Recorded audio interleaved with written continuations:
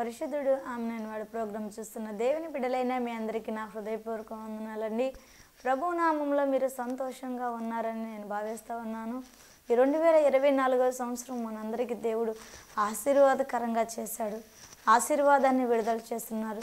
ఇది ఈ లోక సంబంధమైన ఆశీర్వాదము కాదు, పర సంబంధమైన ఆశీర్వాదం అని ప్రభు బయలుపరుస్తున్నారండి. ప్రార్థన చేసుకుందాం. గొప్ప తండ్రి మహోన్నతుడ, మీకు వందనాలు స్తుతులు నాయన. ఇప్పటి వరకు మమ్మలను క్షేమంగా భద్రపరిచినందుకు, కాపాడినందుకు మీకు వందనాలు ప్రభు. నీ మాటలు వినాలని బిడ్డలు ఆశ కలిగి ఉన్నారు ప్రభు. నీ మాటలు చెప్పుచుండగా చెప్పగలిగిన శక్తిని, జ్ఞానమును, బలము నాకు దయచేయండి ప్రభు. బిడ్డలు వినుచుండగా వినగల చెవులను గ్రహించే మనసును మీరు అనుగ్రహించమని, మా అందరిపై నీ ఆత్మను కుమ్మరించి నడిపించమని యేసుక్రీస్తు వారి నామములో అడుగుచున్నాము తండ్రి, ఆమేన్.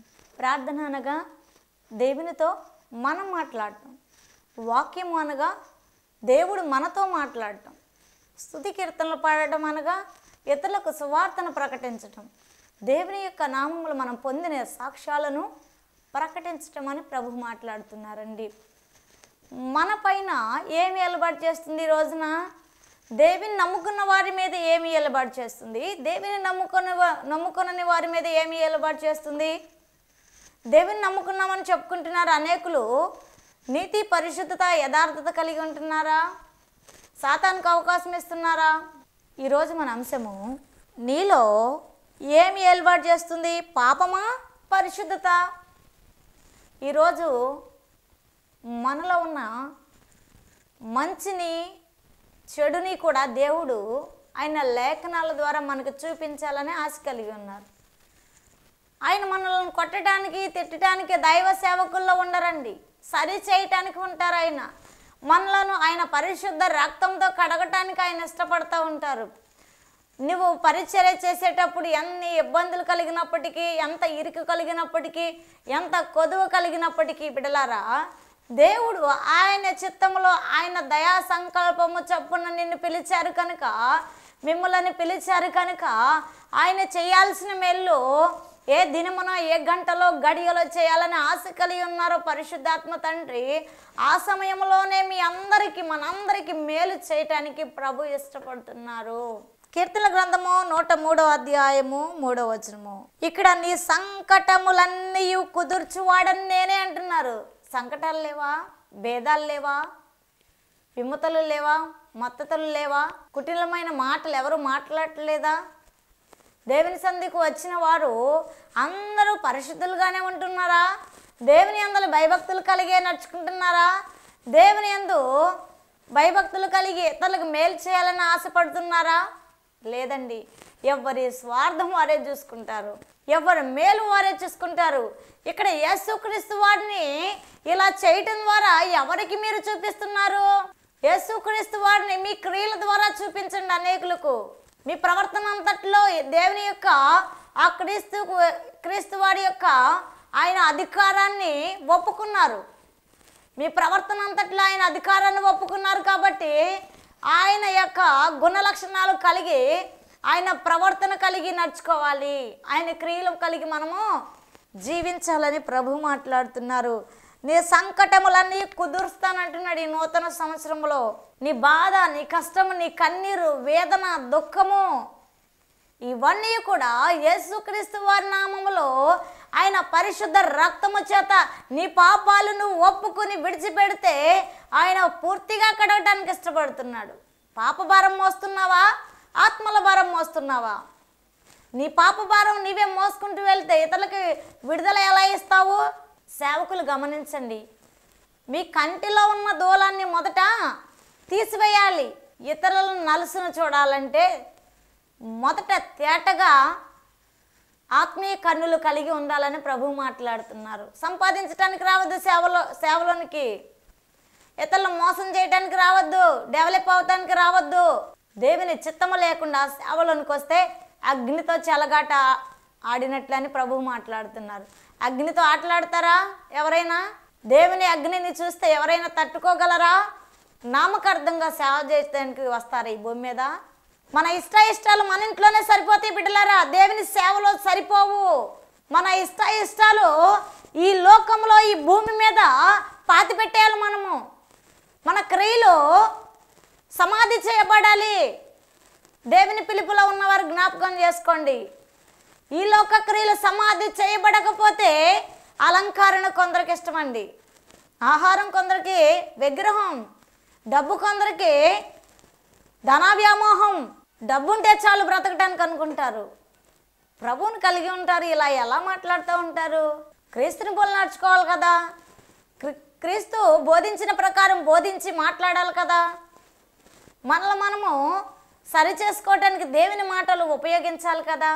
మన మీద విశ్వాసులైన వారి మీద, దేవుని నమ్ముకోని వారి మీద, దేవుని యొక్క నామములో సేవ చేస్తున్న వారి మీద పాపం ఏలుబాటు చేస్తుందా, పరిశుద్ధత ఏలుబాటు చేస్తుందా, సాతాను ఏలుబాటు చేస్తుందా? దేవుడు అధికారం కలిగి ఉన్నారా? నీ సంకటములని ఆయన కుదుర్చువాడు. 102వ కీర్తన 26వ వచనం, 27వ వచనం, 28వ వచనం చదువుకుందాం. ఇక్కడ సేవకులు కుమారులు నిలిచి దేవుని పని చేయాలి. సేవకులు సేవ చేసి, సేవకుల పిల్లలు జాబులు చేయటానికి, ఉద్యోగాలు చేసి వ్యాపారాలు చేయటానికి కాదు బిడ్డలారా. ఈ లోక పరంగా డెవలప్ అవటానికి కాదు, డిగ్రీలు పీజీలు చేసి గొప్ప పేరు సంపాదించుకోవటం కాదు. కానీ సేవకులు వారి పిల్లల పిల్లలు కూడా తరతరాల వరకు దేవుని యొక్క నామాన్ని ప్రకటన చేయాలి. ఈ శుభవార్త అనేకులకు తెలియచేయాలి. ప్రతి పాపిని వెతికి రక్షించటానికి ప్రభువు వచ్చారని అనేకులు మీ నోట ఆ దేవుని యొక్క మాటలు వినాలని ప్రభువు మాట్లాడుతున్నారు. మీలో ఉన్న క్రీస్తు బీజాన్ని గొప్పగా చూపించాలి. అనేకులకు దేవునికి మహిమ కలిగేలాగా మనము సేవ చేయాలి, మన పిల్లలు సేవ చేయాలి. మన పిల్లలు కూడా ఈ గొప్ప సేవ జరిగించాలి, పరిశుద్ధంగా జరిగించాలని ప్రభు చెప్తున్నారు. చదువులు జాబులు అంటే పిల్లలను పంపించేస్తే సేవ ఎవరు చేయనంటున్నారండి. సేవ చేస్తే కష్టాలు వస్తాయని ఎవరు సేవకులు బిడ్డలే లోబడలేకపోతున్నారు. సేవకులకు వారి యొక్క కుటుంబాలకు కన్నీరు మిగులుస్తున్నారు. సేవకుల కుమారులు నిలిచి దేవుని పని చేయాలి. 98వ కీర్తన 7 నుండి 9 వచనాలు మీరు చదువుకోండి. ఆయన తీర్పులు భూమి అన్నంతటా జరుగుతున్నవి. ఈరోజు చేసిన అతిక్రమాలకి ఈరోజే ఫలమిస్తాడు దేవుడు.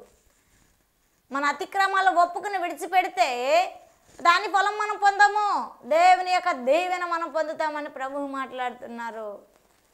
ఆయన తీర్పులు జరగట్లేదు, దేవుడు మమ్మల్ని క్షమిస్తున్నాడు, ప్రేమిస్తున్నాడు, మా పాపక్రియలు చూడట్లేదని ఎప్పుడు అనుకోవద్దు బిడ్డలారా. ప్రతి ఒక్కరిని గురిపెట్టి చూస్తున్నాడు ప్రభు.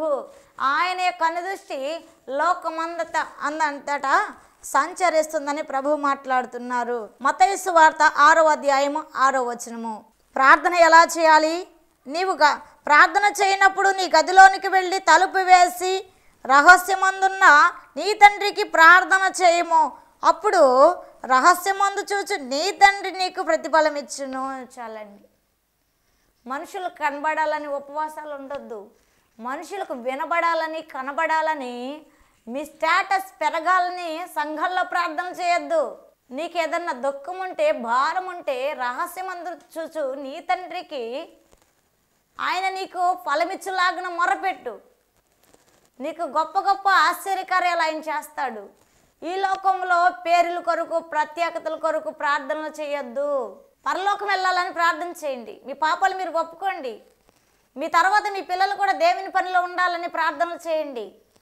మీ తరతరాల వారు మీ ప్రార్థనల ద్వారా రక్షణలోనికి రావాలని, వారి పాపాలకి క్షమాపణ కలగాలని, ప్రభువు తరతరాల వారిని క్షమించి రక్షించి దీవించాలని ప్రార్థనలు చేయండి. ఒకటి లోకమంతటా సంపాదించుకుని తన ప్రాణములు పోగొట్టుకుంటే ఏంటి ప్రయోజనం బిడ్డలారా? ప్రయోజనం ఏం లేదు కదా. మొదట మన ప్రాణము, మన దేహము విలువైనదని తెలుసుకోవాలని ప్రభు చెప్తున్నారు. ఈ దేహము ద్వారా పాపం చేస్తారు. ఈ దేహం ఎక్కడికి వెళ్తుంది? మనులోనికి వెళ్తుంది. ఆత్మ ఎక్కడికి వెళ్తుంది? పాపములు చేశాక నరకములోనికి వెళ్తుంది. చనిపోయాక నువ్వు ఎక్కడికి వెళ్ళాలో ఎక్కడుండగానే డిసైడ్ చేసుకోవాలని ప్రభు మాట్లాడుతూ ఉన్నారు. నా పాపములు ఎవరు చూడట్లేదు, నా అతిక్రమములు దాచిపెట్టే ఉన్నవి, ఎవరికి తెలియదని నీవు అనుకుంటున్నావు. మరుగై ఉన్నది ఏదో అది బయలుపరచడానికే ప్రభు ఇష్టపడుతున్నారు. నీలో ఏమి ఏర్పాటు చేస్తుంది? పాపం అయితే నరకానికి వెళ్తావు, పరిశుద్ధత ఏర్పాటు చేస్తే పరలోకం వెళ్తావు. దీనిలో సందేహమే లేదు, డౌటే లేదని ప్రభు మాట్లాడుతూ ఉన్నారు. మత్తయి సువార్త 6వ అధ్యాయం 25-26 వచనాలు మనం చదువుకుంటే ఇక్కడ ప్రాణము కంటే ఆత్మ కంటే దేహము కంటే ఏది గొప్పది? మనుషులు గొప్పవాళ్ళ? మనుషుల ప్రేమలు గొప్పవా? ఈ లోకంలో ఉన్న ఈ ధనము ఘనము ఈ యొక్క సంపదలు ఆయుధాలు గొప్పవి అంటారా?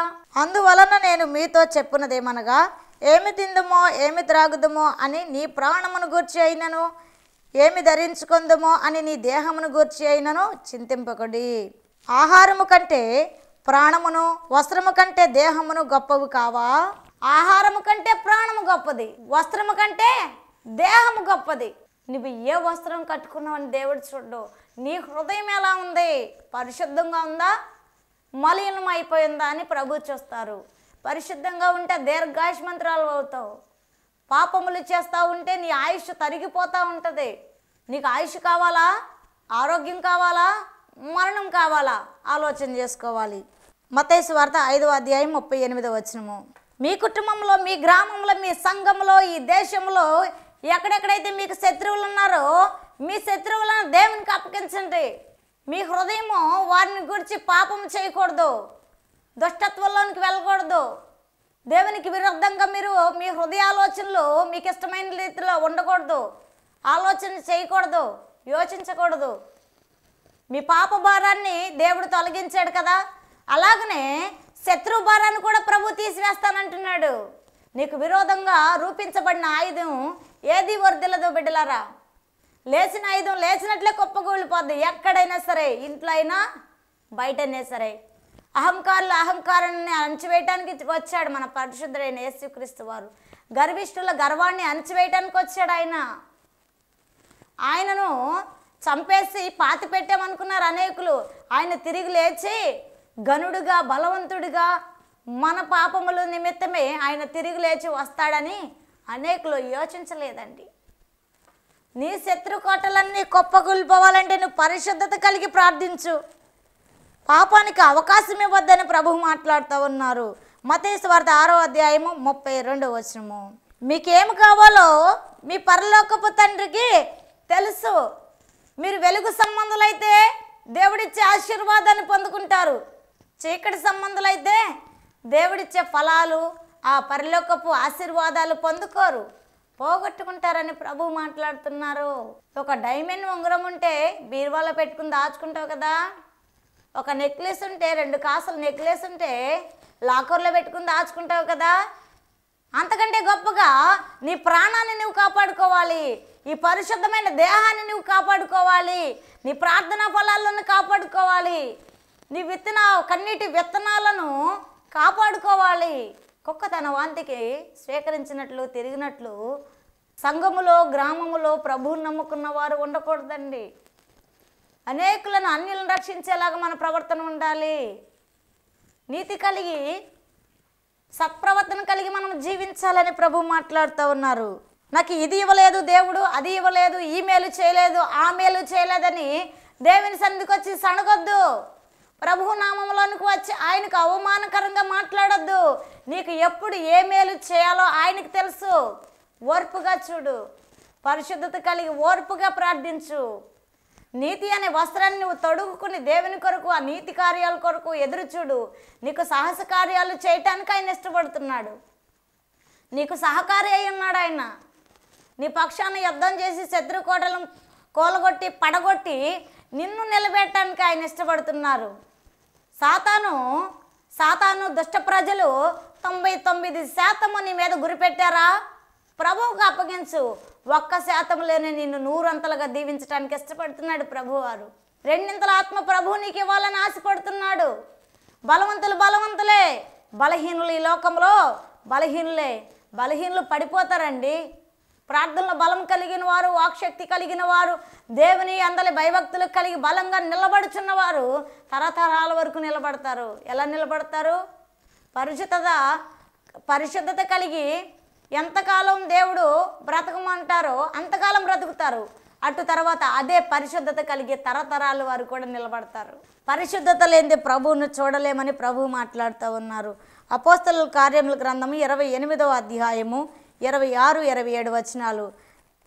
నీ హృదయం క్రొవ్వినది, ఎలాగనా దేవుడు చేసిన కార్యాలను పొందుకొని దేవుని విడిచేలాగా క్రొవ్వినదని ప్రభు మాట్లాడుతున్నారు. వాక్యాన్ని గ్రహించాలి బిడ్డలారా. విశ్వాసుల హృదయాలు ఎలా ఉన్నాయి? క్రొవ్వినవని ప్రభు మాట్లాడుతూ ఉన్నారు. మేలు పొందుకుంటే దేవుని సంధికి రావా నీవు? దేవుడి కార్యాలు చేస్తే చాలా? ప్రభువు వైపు చూడాలి. ప్రభువు చేసిన మేలులు మర్చిపోకూడదు. నా ప్రాణమా యెహోవాను సన్నతించుము, నా ప్రాణమా యెహోవాను సన్నతించుము, ఆయన చేసిన ఉపకారములలో వేటిని మరువకుము అని ఎవరు చెప్పారు? దేవుని భక్తులు చెప్పారు కదా. భక్తురాలవైన నీవు, భక్తుడివైన నువ్వు దేవుడు చేసిన మేలును బట్టి ఆయన స్తుతించాలి కానీ ఆయనను మర్చిపోకూడదు. కొన్ని కుటుంబాలు కట్టబడ్డాక దేవుని దగ్గరికి రారండి. భార్య భర్తలు పిల్లలు సంతోషంగా గడిపి దేవుడిచ్చిన ఆహారం సంతోషంగా పుచ్చుకుంటే చాలని చెప్పి పండుగల రోజున ప్రతి ఆదివారము, బుధవారము, శనివారము కూడా దేవుని సన్నిధికి రావట్లేదండి. ఎందుకు రావట్లా? వారి హృదయం క్రొవ్వినది. దేవుడు చూస్తున్నాడు. మరొక ముళ్ళు పెడితే రావా దేవుని సన్నిధికి? పరుగు పరుగున వస్తావు కదా. దేవుడు ముళ్ళు పెట్టాలా? సమాధానకరంగా పిలవాలా నిన్ను? నాతో ప్రభు మాట్లాడారండి. గంటలు గంటలు కూర్చుని ప్రార్థన చేయి. దేవుని పని, సువార్త పని, సేవ అంటూ డైలీ వెళ్ళకు అని ప్రభు నాతో మాట్లాడారండి. సమాధానంగా నీ దగ్గరికి రావాలా? బెత్తముతో రావాలా కుమార్తె అని ప్రభు నన్ను అడిగినప్పుడు నేను లోబడి గంటలు గంటలు ప్రార్థన చేస్తాను ప్రభు అని ప్రార్థన చేసుకుంటున్నానండి. ఎందుకు చేయాలి? వేలాది ఆత్మలు రక్షించబడాలంటే 5 నిమిషాలు ప్రార్థన సరిపోతుందా బిడలారా? రోజుకి సేవకుడు, సేవకురాలు ఎన్ని గంటలు ప్రార్థన చేయాలి? 2-3 గంటలు ప్రార్థన చేస్తే సరిపోద్దా? సాధ్యమైనంత వరకు 5 గంటలు ప్రార్థన చేసేలాగా ఉండాలండి. సమయం ఉంది కాబట్టి ప్రార్థన చేయాలి. దేవుడు నేను గొప్పగా వాడుకుంటానంటున్నారు కాబట్టి ప్రార్థన చేయాలి. సమయం లేనప్పుడు ప్రార్థన చేసుకోవాలంటే కుదరదు బిడ్డలారా. సమయాన్ని పోనివ్వక సమయాన్ని సద్వినియోగం చేసుకో. కాలము, సమయము దేవుని స్వాధీనంలో ఉన్నాయి కాబట్టి లెక్క ఆయన అడుగుతానని చెప్తున్నారు. రోమపత్రిక 1వ అధ్యాయం 22వ వచనము. హృదయము అంధకారమయమైపోయింది, చీకటి గాఢాంధకారంగా ఉంది. ఎవరిలో? విశ్వాసుల్లోనే. దేవుని పేరు చెప్పి మోసాలు చేయబోకు. బైబిల్ పేరు చెప్పి వేషాలు వేయబోకు. దేవుని పేరు చెప్పి వేషాలు వేయకూడదు, మోసాలు చేయకూడదు. పరలోకమందు చూచు మన తండ్రి మనకు ఫలం ఇవ్వాలంటే ఆయనకి ఇష్టమైన రీతిలో జీవించాలి. నీ మీద పాపం ఏలుబడి చేస్తుందా? పరిశుద్ధత ఏలుబడి చేస్తుందా? చీకటి ఏలుబడి చేస్తుందా? నీతి ఏలుబడి చేస్తుందా? ఏవి ఏలుబడి చేస్తున్నాయో లేఖనాల ద్వారా దేవుడు బయలుపరుస్తున్నారు. తప్పు చేసిన వాడికి ముళ్ళు లాగుచ్చుకుంటుంది వాక్యము. తప్పు చేయని వారికి సమాధానకరంగా ఉంటుంది వాక్యము. వాక్యం అనగా దేవుడే, వాక్యం అనగా దేవుని మాటలే అని ప్రభు సెలవిస్తూ ఉన్నారు. మా సొంతంగా మేము మాట్లాడటానికి కుదరదండి ఈ భూమి మీద. ప్రభు ఇచ్చిన దీర్ఘాయువును బట్టి ఉన్నది ఉన్నట్లుగా మాట్లాడాలి. అవునంటే అవునని, కాదంటే కాదని మాట్లాడాలని చెప్తున్నారు. యోహాను సువార్త 1వ అధ్యాయం 3వ వచనము. ఈ లోకంలో వెలుగు ప్రకాశించుచున్నది కానీ చీకటి దానిని గ్రహించట్లేదు. మందిరానికి వచ్చే వాళ్ళే ప్రభువుని గ్రహించట్లా, ప్రభువుని గనపరచట్లా. స్వహాగా సొంత ఆలోచనల ప్రకారము జీవితం అనే ప్రయాణంలో వెళ్ళిపోతున్నారు. తీసిన వాడు గుంటలోనే పడతారు. దేవుని పిల్లల కోసం గుంట తీస్తే దేవుని పిల్లలు పడతారండి? ఎవరి గుంట వారికే. నీ భర్తని విడిచి వేరే ఒక్కళ్ళతో కాపురం చేయటానికి ఎలా ఆలోచన కలుగుతుంది? నువ్వు దేవుని మందిరానికి వస్తున్నావు కాబట్టి దేవుని యందలి భయభక్తులు కలిగి నడవాలి. దేవునికి అవమానకరంగా జీవించకూడదు ఈ లోకంలో. నీకు మంచి భర్తనిచ్చాడు దేవుడు, ఆ భర్తను కాపాడుకోవాలి. నీకు మంచి భార్యనిచ్చాడు దేవుడు, మంచిగా కాపాడుకోవాలి. భార్య నన్ను ఏం చేయలేకపోతుందలే అనుకుంటున్నావా? తనకన్నిటి ప్రార్థనలు ప్రభువు చూస్తున్నారు. నీకు నీ పాప క్రియలకు తగిన ఫలము ఆయన దగ్గర ఉంది. వాని వాని క్రియల చొప్పున ప్రతిఫలం ఇచ్చుటకు నేను రాబోతున్నా అన్నాడు ప్రభు. అందుకే నీ భార్య మౌనంగా ఉంది కుటుంబంలో, అందుకే నీ భర్త మౌనంగా ఉన్నాడు. ప్రభు చూసుకుంటారులే, ప్రభు చూసుకుంటారు. మౌనంగా ఉన్నారని తక్కువ అంచనా వేయొద్దండి. సింహాలు కంటే, నాగుపాముల కంటే అధిక శక్తి బలము ప్రార్థనా పరులకు ఇచ్చారు ప్రభు. సింహములను, నాగపాములను, కొదమ సింహములను నీవు అణగద్రొక్కెదవు అని ప్రభువు నాకు వాగ్దానాలు చేశారండి. ఎన్నో శ్రమల నుంచి ప్రభు నన్ను విడిపించారు. నా ప్రాణము చుట్టూ కంచి వేశారు ప్రభువు. అనేక ఆత్మలు రక్షించటానికి, అనేకులు పాపములు ఒప్పింపజేయటానికి నన్ను ఈ జీవ మార్గంలో నూతన సంవత్సరంలో ప్రభు నడిపించారండి. నా బలహీనతలన్నీ తీసివేసి ఆయన మహిమకరంగా వాడుకుంటున్నారు. వెలుగు లోకములో ప్రకాశించుతున్నది. నీ హృదయంలో ప్రభు సంచరిస్తున్నారు. ఇది మంచి, ఇది చెడు అని మాట్లాడినప్పుడు చెడుని చేయని విడిచిపెట్టాలి, మంచిని మాధుర్యంగా అంగీకరించాలి. మంచిని విడిచిపెట్టి, నీతిని విడిచిపెట్టి, పరిశుద్ధతను విడిచిపెట్టి, జీవం కలిగిన దేవుని విడిచిపెట్టి, దేవుని మాటలు విడిచిపెట్టి ఎలా బ్రతకగలుగుతున్నావు నీవు? దేవుని ఎదుట, దేవుని యొక్క సేవకుల ఎదుట ఎలా తల ఎత్తుకుని బ్రతకగలుగుతున్నావు నీవు? ప్రభు తగ్గిన సమయంలో ఒక్కొక్కరికి వడ్డించే ఫలాన్ని వడ్డిస్తానని చెప్తా ఉన్నారు. ఒక్క దెబ్బ కొడితే దేవుని సన్నిధిలోకి వచ్చి పడవా నువ్వు? దేవుడంటే భయం లేదా? దేవుడంటే భక్తి లేదా? నీ జీవితం నీ ఇష్టమేనా? నీ మీద ఏమి వెలుబడి చేస్తుందో ఒక్కసారి ఆలోచించి చూడాలి. గలతీలకు రాసిన పత్రిక 2వ అధ్యాయం 20వ వచనము. సిలువ వేయబడ్డాను అంటున్నారు ప్రభువారు. ఎవరి కొరకు? నీ పాపముల కొరకే. జీవించుచున్నది నేను కాదు, నాలో ఎవరు జీవిస్తున్నారండి? క్రీస్తే జీవించుచున్నారు. నేను క్రీస్తులో సిలువ వేయబడ్డాను, సమాధి చేయబడ్డాను. ఈ లోకము నాలో మీకు కనబడదు. ఈ లోక క్రియలు, ఈ లోక వస్త్రధారణ, ఈ లోక ప్రవర్తన, ఆహారము నాలో మీకు కనబడదు. ప్రభువు మన కొరకు మరణించి తిరిగి లేచి పరలోకానికి వెళ్ళి మన కొరకు స్థలం సిద్ధపరిచారు ఆయన. అంత గొప్ప జీవం కలిగిన దేవుణ్ణి విడిచి ఎలా బ్రతకగలుగుతున్నారు జనులు? నువ్వు చీకట్లో నడిస్తే నీ పిల్లలు చీకట్లోనే నడుస్తారు, గుర్తుపెట్టుకో. నువ్వు వెలుగులో నడిస్తే నీ పిల్లలు వెలుగులో నడుస్తారు. నీ చేతులారా నీ పిల్లల్ని బావిలో పడేస్తావా? నీ చేతులారా ఆ పాపం అనే లోయలో నీ పిల్లల్ని తోసివేస్తావా? ఒక్కసారి ఆలోచించుకో ప్రియనేస్తమ్మా, ప్రియ సహోదరి సహోదరుడా. నీవు పొందిన పాప ఫలము నీ పిల్లలు పొందకుండా ఉండాలంటే నువ్వు పరిశుద్ధత కలిగి నీ పాపాలు ఒప్పుకుని కన్నీరు కచ్చి ప్రార్థన చేయి. నీ బిడ్డలకు నూతనమైన వెలుగు వంటి జీవితాలు ప్రభు ఇవ్వటానికి ఇష్టపడుతున్నారు. నిన్ను క్షమించి ప్రేమించి నిన్ను కూడా రక్షించడానికి ఆయన ఇష్టపడుతున్నారు. మన కొరకు ప్రాణం పెట్టారు ప్రభు, మన కొరకు తిరిగి లేచారు ప్రభు, మన కొరకు అనేక గాయాలు పొందారు, అనేక అవమానాలు పొందారు ఆయన. మనిషి కుమారుడికి పాపములు క్షమించుటకు ఈ భూమి మీద సర్వాధికారం కలదు. నీ పాపాలు నీ స్నేహితులు క్షమించలేకపోతున్నారా?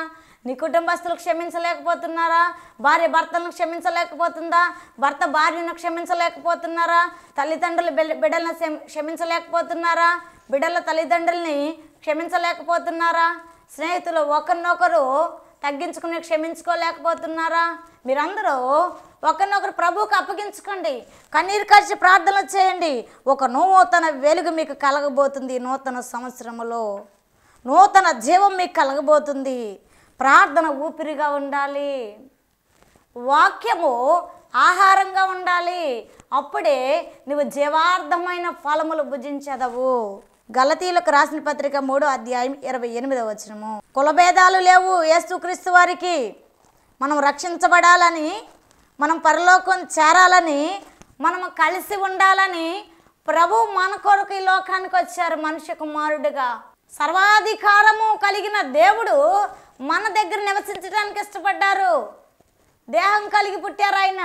దేవుడు నరరూపధారిగా మనల్ని రక్షించడానికి వచ్చారు. ఆయన రక్షణ వైపు చూడాలి. కీర్తన గ్రంథం 119వ అధ్యాయము 105వ వచనము. దేవుని యొక్క వాక్యము మన పాదములకు దీపము. దేవుని వాక్యము మనలను కాపాడాలని చూస్తుంది. వాక్యం అయిన దేవుడు మనల్ని రక్షించాలని, పరలోకం చేర్చాలని చూస్తున్నాడు. నీవైతే ఇంకా బురదలోనే పడాలని పందివలే. కుర్తట్లో పడిన ఎలుకుంటుంది చూడండి, అలాగ అయిపోతాయి నీ ప్రాణాలు. జీవం కలిగిన దేవుడు నీకు ఊపిరి పోయాలని, నీ పాపమంతా కడగాలని ఆశ కలిగి ఉన్నారు. సిద్ధపడి ముందుకు రా. కీర్తన గ్రంథం 119వ అధ్యాయము 54వ వచనము. నన్ను విమోచించిన దేవుడు నిన్ను విమోచిస్తాడు, నిన్ను కూడా బ్రతికిస్తాడు. నమ్ముట నీ వలనైతే నమ్ము వానికి సమస్తము సాధ్యమే. ఆయనకి అసాధ్యమైనది ఏది లేదు కనుక నీలో పాపం ఏలుబాటు చేస్తుందా, పరిశుద్ధత ఏలుబాటు చేస్తుందా? ఒక్కసారి ఆలోచించుకో. నీ పిల్లల్ని ఏ రీతిలో నడిపిస్తున్నా, నీ పిల్లల కొరకు ఎలా బ్రతుకుతున్నావు, నీ సంఘాన్ని ఎలా పోషిస్తున్నావు, నీ సంఘాన్ని ఏ నీతి మార్గంలో నడిపిస్తున్నావు, ఏ తప్పుడు బోధలో నడిపిస్తున్నావు, ఒక్కసారి ఆలోచన చేసుకో. ప్రియ సంఘస్థులారా, ప్రియ బోధకులారా, క్రీస్తుని పోలి మనం నడుచుకున్నాము కనుక ఆ గొప్ప ఫలాలు మనం పొందబోతున్నాము. క్రీస్తుకు విరోధంగా రూపించబడితే ఆయుధాలు కుప్పకూలిపోవాల్సిందే. నేను ఇలా బ్రతికున్నానంటే ప్రభువు కొరకే, కేవలం ప్రభువు కొరకే. నా పిల్లలు, నా భర్త, మేమందరము బ్రతికున్నామంటే కేవలం దేవుని పని కొరకే. మా ఇష్టానుసారంగా మేము జీవించడానికి దేవుడు అనుమతి ఇవ్వలేదండి. మాకు దేవుని యందల భయం ఉంది, భక్తి ఉంది. దేవుని కొరకే బ్రతికి చనిపోయి పరలోకం వెళ్ళాలన్న మా ఆశ మా కుటుంబానికి మాకు ఉందండి. గొప్ప సంఘాన్ని ఇచ్చాడు దేవుడు నాకు, గొప్ప గ్రామాన్ని ఇచ్చాడు దేవుడు నాకు. వారందరిని రక్షించే భారం ఇచ్చారు. కన్నీరు కచ్చి గంటలు ప్రార్థన చేయగలిగిన ఆత్మ నడిపింపు ప్రభువు నాకు ఇచ్చారు. అటువంటి గొప్ప కృప, దీవెన, ఆశీర్వాదం దేవుడు మీకు దయచేయను గాక. మీలో ఉన్న పాపమంతా బురద వలె మలినము ఉన్నది కాబట్టి అదంతా యేసు రక్తంలో కడగబడును గాక, దేవుడే తుడిచివేయబడును గాక. ప్రార్థన చేసుకుందాం.